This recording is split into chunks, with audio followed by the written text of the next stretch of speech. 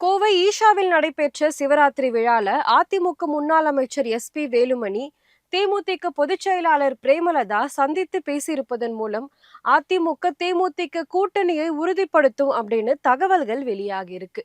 கடந்த பாராளுமன்ற தேர்தல்ல அதிமுக கூட்டணியில இடம்பெற்றிருந்த தேமுதிக சட்டசபை தேர்தலுக்கான கூட்டணி முடிவை இன்னும் அறிவிக்காததால அந்த கட்சி திமுக கூட்டணிக்கு செல்லுமா அல்லது மீண்டுமே அதிமுக கூட்டணியில இணையுமா அப்படின்னு கேள்வியை எழுப்பியிருக்கு.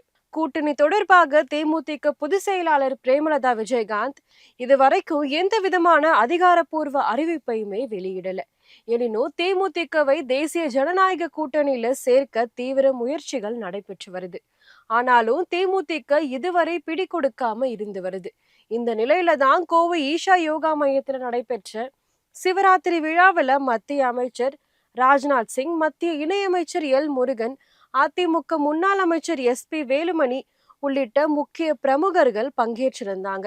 முக்கியமாக இந்த விழாவில் தேமுதிக பொதுச் செயலாளர் பிரேமலதாவும் கலந்து கொண்டிருந்தாங்க. எஸ்.பி. வேலுமணியும் பிரேமலதாவும் அருகருகே அமர்ந்ததால அவ்வப்போது இருவருமே பேசிக் கொண்டிருந்தாங்க. அந்த சமயம் கூட்டணி தொடர்பாகவும் அவர்கள் கருத்துக்களை பரிமாறிக்கொண்டதாகவும் கூறப்படுது. இந்த சந்திப்பானது அதிமுக பாஜக தேமுதிக கூட்டணிக்கு தொடக்க புள்ளியா அமைந்திருக்கு அப்படின்னும் கூறப்படுது.